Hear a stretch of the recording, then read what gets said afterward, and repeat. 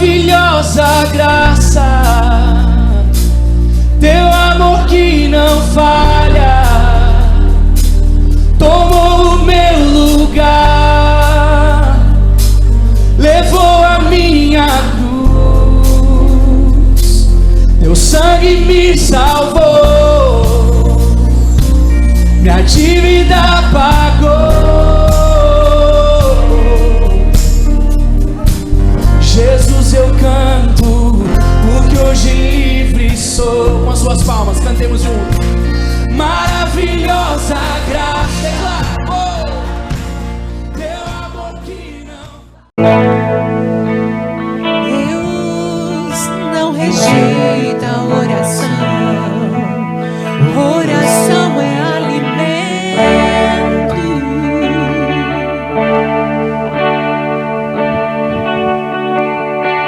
Nunca vi um justo sem resposta ou ficar no sofrimento.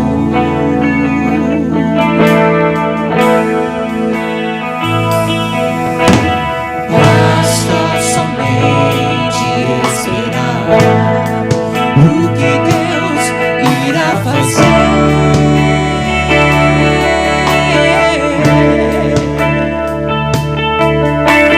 Quando Ele estende suas mãos, é hora de vencer.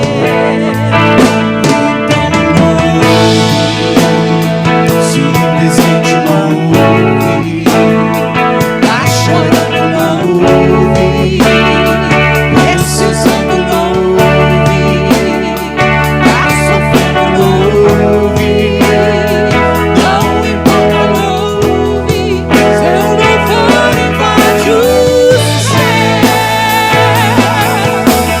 Constantemente abrindo o caminho, quebrando as correntes, tirando os espinhos, ordena aos anjos pra contigo cantar. Ele abre as portas pra ninguém mais fechar.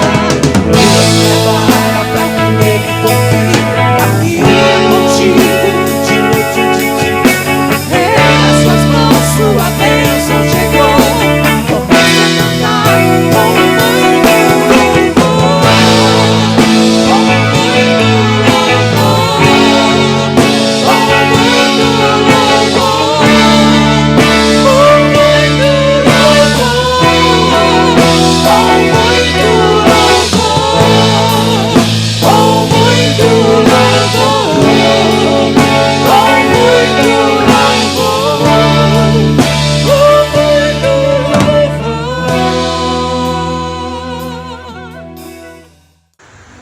Boa tarde, irmãos. Paz seja convosco, amém? Glória a Deus, para mim, mais uma vez, é motivo de muita alegria, de muita honra estar nesse culto maravilhoso que é cantar com Jesus, esse culto nascido no coração de Deus. Quero agradecer mais uma vez pela oportunidade, quero agradecer pela vida da nossa irmã Terezinha, que me estendeu o convite mais uma vez. Quero agradecer a confiança ao meu pastor Nelson Barbosa, quero agradecer a confiança ao pastor Ivanilde, do meu ministério. Quero agradecer aos irmãos que se encontram aqui e quero dizer que, mais uma vez, é motivo de muita honra e muita importância estar trazendo aos irmãos a palavra do Senhor, que é o que nos traz vida, que é o que fortifica a nossa fé. E para mim é uma honra muito grande estar falando do nome do nosso Senhor Jesus Cristo. Irmãos, aquele que trouxe sua Bíblia, se ponha de pé. Estamos na campanha Progresso com Propósito. Na última vez trouxe a ministração do texto de Mateus capítulo 25, mas hoje, dentro do mesmo tema, não vou sair do tema, mas com outro trecho, eu quero expor dentro desse assunto algo que está em Atos dos Apóstolos, capítulo número 9. Atos dos Apóstolos, capítulo de número 9. Nós vamos ler do versículo número 1 ao versículo número 18. Atos dos Apóstolos, capítulo 9, versículo de número 1 ao número 18. Diz assim a palavra do Senhor: a conversão de Saulo no caminho de Damasco. E Saulo, respirando ainda ameaças e mortes contra os discípulos do Senhor, dirigiu-se ao sumo sacerdote e pediu-lhe cartas para Damasco, para as sinagogas, a fim de que, se encontrasse alguns daquela seita, quer homens, quer mulheres, os conduzisse presos a Jerusalém. E, indo no caminho, aconteceu que, chegando perto de Damasco, subitamente o cercou um resplendor de luz do céu. E, caindo em terra, ouviu uma voz que lhe dizia: Saulo, Saulo, por que me persegues? E disse: quem és, Senhor? E disse o Senhor: eu sou Jesus, a quem tu persegues. Duro é para ti recalcitrar contra os aguilhões. E ele, temendo e atônito, disse: Senhor, que queres que faça? Disse-lhe o Senhor: levanta-te e entra na cidade, e lá será dito o que te convém fazer. E os varões que iam com ele pararam espantados, ouvindo a voz, mas não vendo ninguém. E Saulo levantou-se da terra e, abrindo os olhos, não via ninguém. E, guiando-o pela mão, o conduziram a Damasco. E esteve 3 dias sem ver, e não comeu nem bebeu. Havia em Damasco um certo discípulo chamado Ananias, e disse-lhe o Senhor em visão: Ananias. E ele respondeu: eis-me aqui, Senhor. E disse o Senhor: levanta-te e vai à rua chamada direita, e pergunta em casa de Judas por um homem de Tarso chamado Saulo, pois eis que ele está orando. E numa visão ele viu que entrava um homem chamado Ananias e punha sobre ele a mão, para que tornasse a ver. E respondeu Ananias: Senhor, de muitos ouvi acerca deste homem, quantos males tem feito aos teus santos em Jerusalém. E aqui tem poder dos principais dos sacerdotes para prender a todos os que invocam o teu nome. Disse-lhe, porém, o Senhor: vai, porque este é para mim um vaso escolhido para levar o meu nome diante dos gentios e dos reis e dos filhos de Israel. E eu lhe mostrarei quanto deve padecer pelo meu nome. E Ananias foi, entrou na casa e, impondo-lhe as mãos, disse: Irmão Saulo, o Senhor Jesus, que te apareceu no caminho por onde vinhas, me enviou para que tornes a ver e sejas cheio do Espírito Santo. E logo lhes caíram as escamas dos olhos, que como escamas, e recuperou a vista, e levantando-se foi batizado. Glória a Deus. Vamos orar para que o Espírito Santo possa nos revelar o que Ele quer, o que Ele deseja de nós, o que nós possamos tomar como verdades para nossas vidas dentro da palavra do Senhor. Pai querido, nós queremos te agradecer, Senhor, por mais uma oportunidade, por mais essa reunião, em nome do Senhor Jesus Cristo. Pai Santo, eu te peço agora, Pai, humildemente, que o Teu Espírito Santo me ensine o que falar, Pai, que o Teu Espírito Santo, Pai, possa nos trazer, Pai, as verdades a serem praticadas, Pai, mas não somente, Pai, conhecer a palavra de Deus, mas que o Teu Espírito Santo, o único capaz de causar regeneração, possa nos mostrar e nos dar força, Pai, a como aplicar essas palavras em nossas vidas, Senhor. Pai querido, esteja conosco, Pai, eu te convido a estar conosco, desde agora até o final, Pai, desse culto, Pai, que a Tua presença seja abundante, Senhor, que essas palavras, Pai, possam fazer sentido na vida dos Teus filhos, Pai, e que o Senhor possa usar de misericórdia, Pai, para conosco, nos revelando, Senhor, o que precisamos, Pai, em nossas vidas, Senhor, para sermos cheios do Espírito Santo. Amém? Podeis assentar.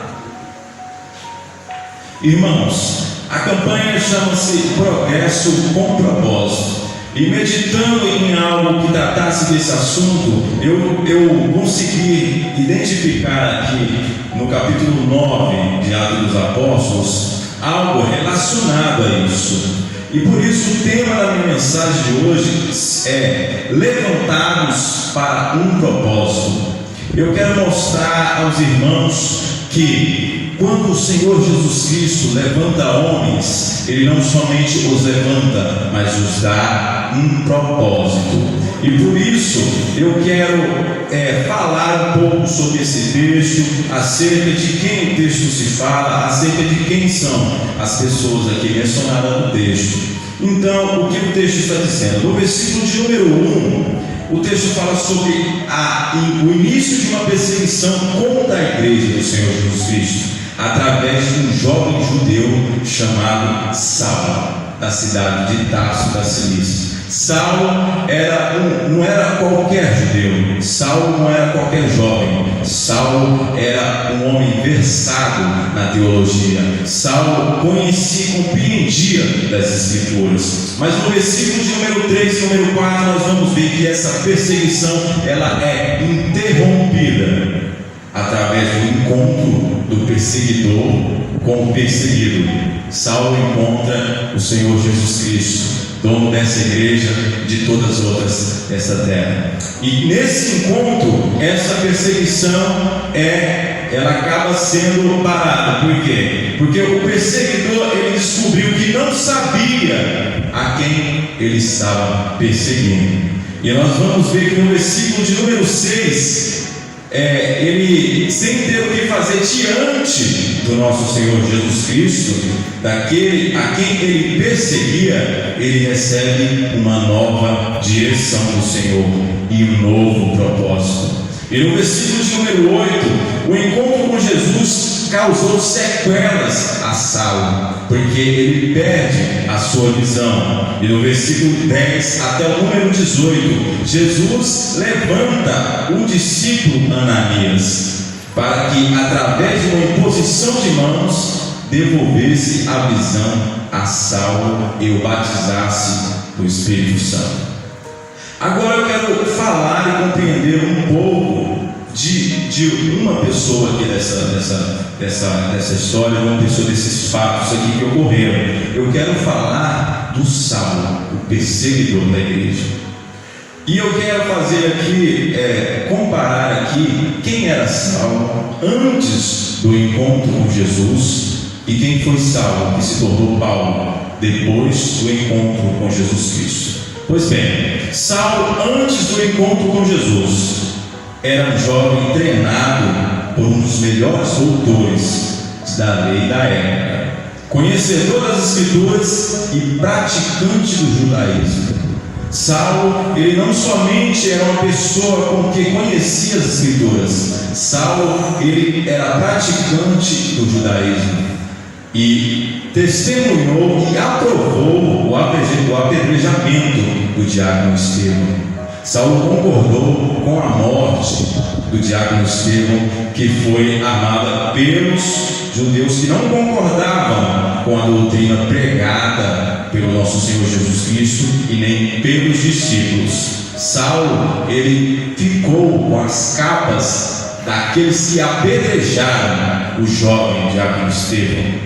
E quando estava preso em Jerusalém por conta da perseguição, contra o Evangelho, Paulo, no discurso de sua defesa, disse, isso está em Atos dos Apóstolos, capítulo número 22, e versículo número 3 e 5, escrito assim: quanto a mim, sou varão judeu, nascido em Tarso da Cilícia, mas criado nessa cidade aos pés de Gamaliel, instruído conforme a verdade da lei de nossos pais, zeloso para com Deus, como todos vós hoje sois. Persegui este caminho até a morte, prendendo e metendo em prisões tanto homens quanto mulheres, como também o sumo sacerdote que é testemunha, e todo o conselho dos anciões, e recebendo destes cartas para os irmãos, fui a Damasco para trazer manietados para Jerusalém aqueles que ali estivessem, a fim de que fosse castigado.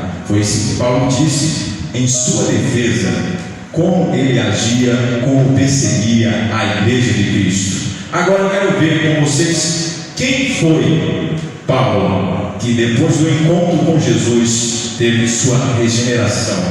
Depois de ter um encontro com Jesus, de perseguidor se tornou pregador do Evangelho. Pregou o Evangelho nas cidades do Império Romano em 3 viagens missionárias. Auxiliou a igreja escrevendo cartas que hoje fazem parte do Novo Testamento. Nunca teve medo dos desafios que teve que enfrentar por Jesus. Aqui nós podemos ver uma completa transformação. Depois do encontro com Jesus, Saulo se torna Paulo. E ali muda totalmente o seu caráter, sua personalidade. E por aqui nós podemos ver que quando nós temos um verdadeiro encontro com Jesus Cristo, toda a nossa personalidade ela é mudada. E não é somente um pouco, nós veremos à frente o quanto Saulo mudou para se tornar Paulo depois do encontro com Cristo. E o que eu vim dizer à igreja hoje, o centro da minha mensagem é que aqueles a quem Jesus levanta tem uma nova direção e um novo propósito. Essa campanha está com isso em mente, propósito. E por isso eu quero expor aqui o que aconteceu na conversão de Paulo, o que mudou na vida de Paulo. Vamos lá. A primeira característica que a gente pode ver aqui que mudou na vida de Paulo foi que o ego deu lugar à fé em Cristo. Paulo, como nós podemos, Saulo, na verdade, como nós podemos ver, ele era um jovem treinado por um dos melhores doutores da época, que era Gamaliel. E ao ter um encontro com Jesus, nós não podemos classificar o nosso zelo pela lei como sermos servos de Deus. Nós devemos pôr a nossa confiança não em nossas obras, mas devemos pôr a nossa confiança em Cristo. Saulo era zeloso pelas obras, Saulo era praticante do judaísmo, Saulo ele praticava uma religião, mas não vivia o verdadeiro evangelho. E hoje nós podemos ver que essas coisas não estão distantes da nossa realidade. Nós podemos ver que muitas vezes, muitas pessoas, elas praticam a religião, elas condenam querendo defender a sua religião, mas ela não está preocupada com os preceitos da fé, que é o nosso Senhor Jesus Cristo. E aqui eu quero trazer uma declaração que está em Filipenses, capítulo 3, versículo 8 e 9, que diz assim: e na verdade tenho também por perdas todas as coisas, pela excelência do conhecimento de Cristo Jesus, meu Senhor, pelo qual sofri a perda de todas essas coisas e as considero como esterco, para que possa ganhar a Cristo e seja achado nele, não tendo a minha justiça que vem da lei, mas que vem pela fé em Cristo, a saber, a justiça que vem de Deus pela fé. Ou seja, a primeira coisa que a gente pode detectar aqui foi que Paulo deixou toda a sua confiança nas obras que ele praticava através do judaísmo e pôs toda a sua fé no nosso Senhor Jesus Cristo. E nós vimos aqui que Paulo compara todo o seu legado, tudo aquilo que ele aprendeu nas Escrituras, ele compara aqui como esterco, como nada, algo que não serve. Vemos aqui que Paulo, ele dá total importância à dependência de Cristo nesse versículo. E vamos agora para o segundo ponto aqui, que é a discussão a respeito das Escrituras, que deu lugar à ajuda aos de pouco conhecimento. Paulo usava o seu conhecimento para condenar aqueles em que ele considerava ser de uma seita, que eram os cristãos. E aqui nós vemos que Paulo era conhecedor das Escrituras, mas que ele condenava aqueles que não zelavam pelas obras. E então aqui nós vemos aqui em 2 Timóteo capítulo 4 versículo 1 e 2, que ele diz: conjuro-te, pois, diante de Deus e do Senhor Jesus Cristo, que há de julgar todos os vivos e mortos na sua vinda e no seu reino, que pregues a palavra, instes a tempo e fora de tempo, redarguas, repreendas, exorte com toda longanimidade e doutrina. O que Paulo estava fazendo aqui? Paulo não estava mais usando o conhecimento que ele tinha das Escrituras para condenar, mas o que Paulo estava fazendo agora era usando a palavra de Deus para auxiliar aos cristãos mais novos que ele estava ali exortando e ensinando através de Timóteo. E o outro ponto aqui que eu tenho para trazer aqui é a coragem e posicionamento que continua para sofrer o que for preciso pela verdade. Paulo, ele foi corajoso no momento em que se juntavam para apedrejar o diácono Estevão. E aqui nós podemos ver que Paulo ele não perdeu essa característica. Paulo testemunhou, e aprovou. Saulo testemunhou e aprovou o apedrejamento de Estevão. E depois de vir a Cristo, nós vemos que Paulo continuou corajoso.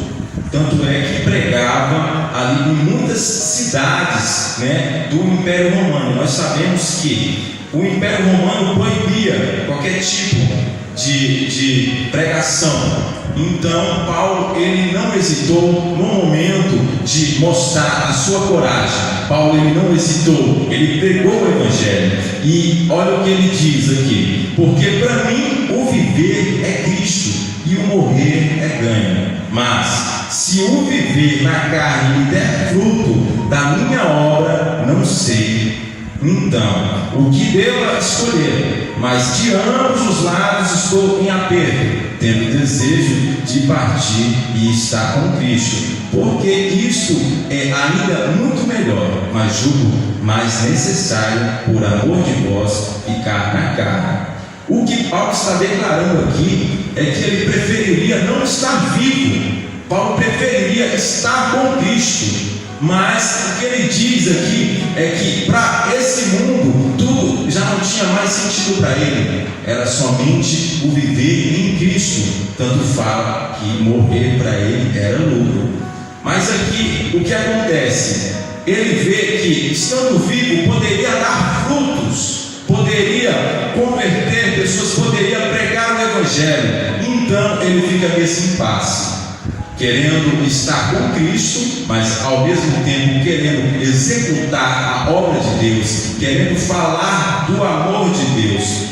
E isso daqui muitas vezes causa um contraste com muitas pessoas, com muitos cristãos nos dias atuais. Muitas pessoas dão muita importância a esse mundo. E aqui nós podemos ver que Paulo, ele já não queria, para ele já não tinha importância viver nesse mundo. Tanto é que ele diz: morrer para mim é ganho. Paulo queria estar em Cristo, mas ele achou por bem manifestar as suas obras, ele achou por bem ajudar as igrejas, ele achou por bem fortificar as igrejas através dos ensinamentos. E isso aqui nos traz muitas lições. A primeira lição que nós podemos trazer em nossas vidas é: será que nós estamos usando os conhecimentos que nós temos das Escrituras para entrar em debates teológicos, ou nós estamos usando os ensinamentos que nós temos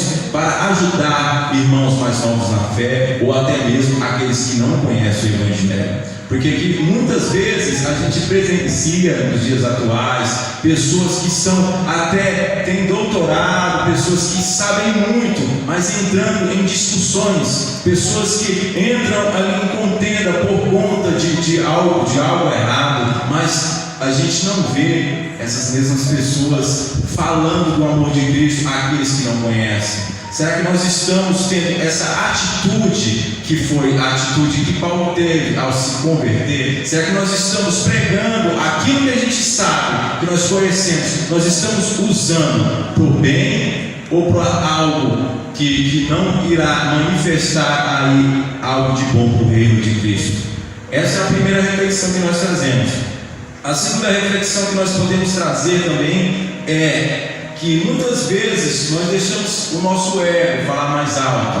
conhecendo muitas vezes, tendo muito conhecimento. E Paulo, nós vamos ver que Paulo foi humilde em reconhecer que tudo aquilo, todo o estudo que ele teve, todo o zelo pela lei, para ele não valeu de nada. Será que hoje nós estamos nos gloriando naquilo que nós sabemos, ou será que nós estamos colocando as nossas expectativas somente em Cristo? Que foi isso que Paulo fez. Muitas vezes nós estamos agarrados em muitas coisas. Muitas vezes nós estamos achando que por nós fazermos a obra de Deus, isso irá nos trazer aí um peso extra, algo a mais. Mas Paulo, ele deixa aqui bem claro que as obras de nada adiantam, né? Mas sim, a sua expectativa somente em Jesus. E como é que nós estamos vivendo hoje? Será que nós estamos colocando as nossas expectativas somente em Jesus? Ou será que nós estamos colocando nossas expectativas em algo a mais? E é isso que Paulo nos ensina aqui, nessas primeiras declarações. Uma segunda meditação também, que nós podemos ter também, é a coragem. Porque nós vemos aqui que Paulo, ele iniciou ali, juntamente pedindo cartas para Damasco, para poder prender todos aqueles que praticavam ali a doutrina de Cristo, aqueles que criam o Evangelho. E nós podemos ver que logo após a conversão, Paulo continuou com esse mesmo apego. Paulo foi chicoteado, Paulo já esteve quase morto, Paulo foi apedrejado, tudo isso por amor do Evangelho. E muitas vezes nós vemos as pessoas, antes de vir a Cristo, pessoas de coragem, de se posicionar, pessoas que têm ali uma posição contra alguma coisa, e muitas vezes quando passam para o lado do nosso Senhor, ficamos omissos, ficamos ali sem ter aquela mesma posição. E isso não mudou na vida de Paulo. Pelo contrário, quando ele se converteu, ele continuou com a mesma coragem, ele continuou da mesma maneira, pregando o Evangelho em locais que não podia, e para ele não importava o risco no qual ele poderia correr. E muitas vezes nós poderíamos falar do amor de Cristo em alguns locais, mas o que a gente faz, a gente fica omisso. Muitas vezes nós não falamos, muitas vezes a gente fica envergonhado, com medo do que as pessoas podem pensar. E aqui nós podemos ver também esse contraste. Será que a gente está tendo essa verdade defendendo? Será que a gente está tendo oposição diante da sociedade? Será que nós estamos tendo ali, sabendo como nos posicionar e mostrar a verdade? Porque Jesus fala isso, que não adianta um candeeiro estar aí no escuro, ele tem que estar debaixo de alguma coisa ali que está apagando a sua luz. Não, ele tem que ir para a escuridão, ele tem que iluminar, né? Nós temos que iluminar, numa igreja, chamados para fora. Nós temos que expor a verdade àqueles que não têm a verdade. E muitas vezes nós sabemos, temos o conhecimento, mas nós não expomos o conhecimento ao mundo lá fora. A volta de Cristo a gente sabe que já é próxima. E será que todas as vezes que a gente saímos da nossa casa, quando a gente sai da nossa casa, a gente está falando da vinda de Jesus, falando do Evangelho, o tanto de vezes que a gente deveria falar? Será que nós não estamos sendo omissos ao divulgar o Evangelho para as pessoas que não conhecem? Isso a gente pode ver que Paulo defendia o judaísmo, mas a partir do momento que ele largou o judaísmo e ele veio para o cristianismo, ele continuou sendo a mesmo, ele continuou divulgando, ele continuou defendendo a verdade no qual ele acreditava. E muitas vezes nós acreditamos em uma verdade, mas nós não nos posicionamos perante essa verdade. E nós temos que ser a luz do mundo. Por isso eu quero convidar você a meditar nesse texto hoje. Quero convidar a você a ser luz do mundo na sua casa. Quero convidar você a ser luz do mundo no seu trabalho. Quero convidar você a ser luz do mundo aonde quer que você for. Porque foi isso que Paulo fez. Porque o Espírito Santo ele é um Espírito missionário. O Espírito Santo, ele propaga a verdade do Senhor em várias partes. A gente pode ver aqui no livro de Atos, o Espírito Santo mandou os discípulos ali para várias partes, para propagar o Evangelho. E muitas vezes nós temos conhecimento, muitas vezes nós sabemos das Escrituras, e muitas vezes nós não falamos do amor de Deus. Muitas vezes nós não pregamos a verdade de Deus. Muitas vezes a gente não demonstra aquilo no que a gente crê. Será que nós temos demonstrado? Será que nós temos nos posicionado perante aquilo que nós temos? Será que nós temos falado sobre a vinda de Cristo, sobre o arrebatamento? Será que nós temos pregado ou temos usado nossos conhecimentos para embates teológicos? Para falar o que é certo e o que não é, para falar o que é certo e o que não é? Porque era isso que o apóstolo Paulo fazia. O apóstolo Paulo fazia, ele ajudava os irmãos.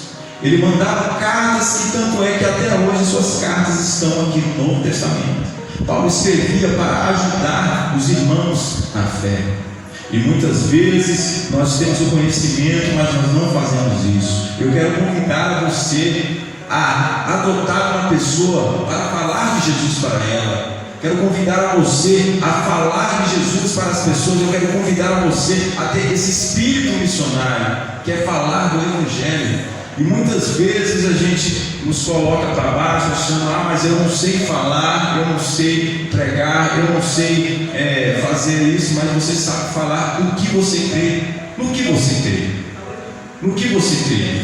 Você que veio aqui hoje, você tem as suas convicções em quê?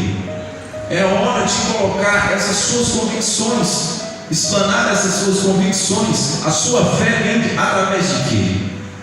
No que você acredita? E que experiências você já teve? É hora da igreja falar dessas experiências para as pessoas. Muitas vezes existem muitas pessoas que estão aí precisando de uma palavra, precisando saber de como Jesus Cristo veio, do que aconteceu, quem foi Jesus. E muitas vezes nós, como cristãos, nós passamos por essas pessoas e não falamos isso. E aqui nós podemos ver aqui que Jesus, ele levanta pessoas para um propósito. Nós vemos aqui que Jesus levantou ali Saulo e deu a coordenada a Saulo do que ele deveria fazer em Damasco logo mais. Nós vemos também aqui que o levantar também foi até Ananias. Jesus levantou Ananias para um propósito. Qual é o propósito de Ananias? Chegar diante de Saulo. Ananias chega, o Espírito Santo impor a mão a Saulo para que ele voltasse a ver e fosse batizado. E como nós estamos, como está o nosso relacionamento com Deus? Será que se Deus precisasse de nós nesse momento, se Jesus precisasse de nós nesse momento para impor a mão, como nós estaríamos? Será que nós estaríamos com os nossos ouvidos espirituais atentos? Será que nós estaríamos com o nosso coração, com o nosso espírito preparado para chegar diante do irmão e pôr a mão nele com toda a fé, com todo o poder do Espírito Santo e declarar a cura sobre ele? Isso daqui nós podemos ver que Ananias era um discípulo que tinha um dos melhores testemunhos. Logo depois, lá em Atos vai falar que Ananias era um homem de bom testemunho. E muitas vezes, muitas pessoas têm o seu bom testemunho, mas não praticam a sua fé. Elas não praticam aquilo que ela crê. Muitas vezes nós vimos que na década de 90 teve milagres, existiu milagres, mas o Espírito Santo é o mesmo. O Espírito Santo, ele ainda cura, o Espírito Santo, ele ainda liberta, o Espírito Santo, ele ainda dá direção. Nós temos que ter essa mesma crença, porque Ananias, quando Jesus falou com Ananias, vá até lá, na casa de Judas, porque lá tem um homem que viu você pondo a mão nele, impondo a mão, e ele voltou a enxergar. Será que você teria essa fé? Será que se Jesus falasse para você hoje, vá na casa de um irmão ali, porque ele é um vaso escolhido para mim, vá lá, impõe a mão sobre ele, declare o reino dos céus sobre a vida dele, será que nós teríamos essa coragem? Era isso que eu estava meditando na minha casa.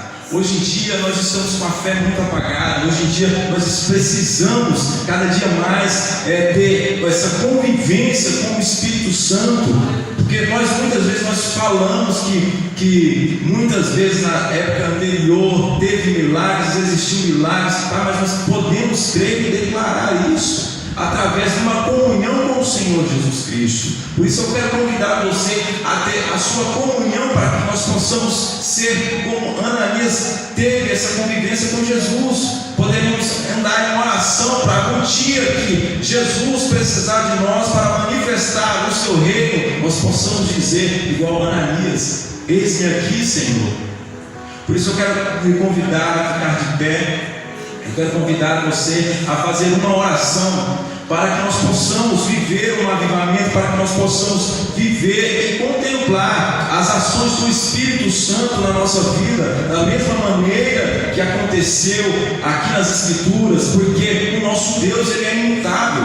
O nosso Deus, Ele não fica preso ao tempo. O nosso Deus, Ele é um Deus atual. Então, que nós possamos orar nesta tarde para que nós possamos ver a demonstração do Espírito Santo na nossa vida, que nós possamos orar nessa tarde para que nós possamos ver uma conversão genuína como houve na vida de Paulo, que nós possamos orar nessa tarde para que o Espírito Santo ele nos dê força, para que nós possamos deixar as coisas desse mundo para trás, deixar as coisas carnais para trás, e que nós possamos viver crucificados em Cristo, viver uma vida em Cristo, como Paulo diz aqui a nós nos Atos dos Apóstolos. Por isso, feche os seus olhos nesse momento, que eu quero orar com você, juntamente com você, em nome de Jesus. Pai querido, eis aqui a tua igreja, Pai. Uma igreja que clama, Senhor, pelo mover do Espírito Santo de Deus, Senhor. Pai, nós podemos contemplar aqui uma conversão genuína do Espírito Santo, Senhor. Pai, eu quero pedir em nome do Senhor Jesus Cristo, Pai, que o Senhor possa nos trazer esse Espírito, Pai, restaurador, esse Espírito que nos faz mudar, Pai, esse Espírito que nos faz largar todas as coisas, Senhor, que não lhe agrada, Pai, esse Espírito que nos faz, que nos traz força, Senhor, em nome de Jesus, para termos uma caminhada com Cristo, uma caminhada de boas obras, Senhor, pois nós sabemos, Pai, que o zelo pelas obras, Pai, ele não é o que nos aproxima do Senhor, mas o que nos aproxima do Senhor é a dependência de Deus, Senhor, é a dependência do nosso Senhor Jesus Cristo. Por isso, Pai, nós pedimos ao Teu Espírito Santo, Pai, que possa fazer uma obra de regeneração, Senhor, que nós possamos ter a nossa fé alimentada cada dia mais, Senhor, que nós possamos, Senhor, acreditar, Pai, que o Senhor possa falar conosco, Pai, que nós possamos impor as nossas mãos, Pai, no enfermo, Pai, que nós possamos ter a autoridade de declarar o reino dos céus, Pai, na vida de uma pessoa, Senhor.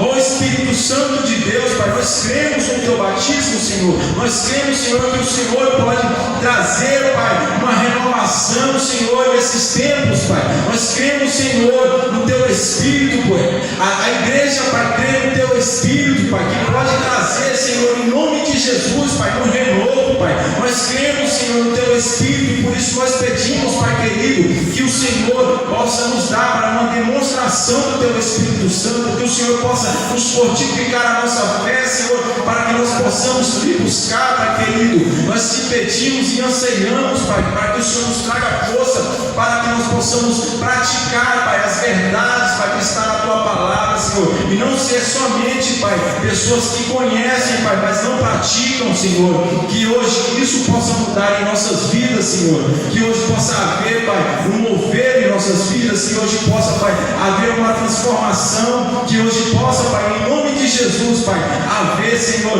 um novo entendimento, Pai, da Tua palavra, Pai. É isso que eu clamo, Senhor, em nome do Senhor Jesus Cristo, e eu te peço e te agradeço em nome de Jesus. Amém, amém. Aplauda o nosso Senhor Jesus Cristo. Foi até aqui onde o Senhor me revelou a Tua palavra. Amém, irmãos? Muito obrigado pela oportunidade. Peço orações à igreja para que abençoe aí a nossa vida, a minha família, e eu continuo orando pela tarde com Jesus, continuo orando aí pela irmã Terezinha, continuo orando aí por todos que pertencem aqui, família União Ministerial, em nome de Jesus, e quero agradecer por essa rica oportunidade, no nome de Jesus. Glória a Deus.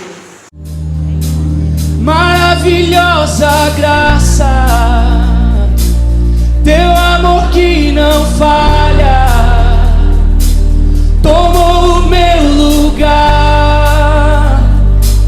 levou a minha cruz, teu sangue me salvou.